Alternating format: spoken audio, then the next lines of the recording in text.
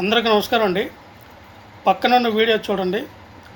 అక్కడ రాష్ట్ర పౌర సరఫరాల శాఖ మంత్రి అయినటువంటి నాదెండ్ల మనోహర్ గారు, అలాగే పందుల దుర్గేష్ గారు అక్కడ ఉన్నారు. ఆ పక్కన రెడ్ కలర్ చొక్కా వేసుకున్నటువంటి గిరిడి అప్పల స్వామి, ఆయన బొబ్బిలి నియోజకవర్గం మరి ఇన్ఛార్జ్ జనసేన పార్టీ. ఆయన్ని ఏ విధంగా అవమానపరుస్తున్నారో మీరు చూడండి. అంటే జనసేన పార్టీలో ఉన్నటువంటి నాయకులకి, ఇన్ఛార్జీలకు కూడా విలువ ఇవ్వరు.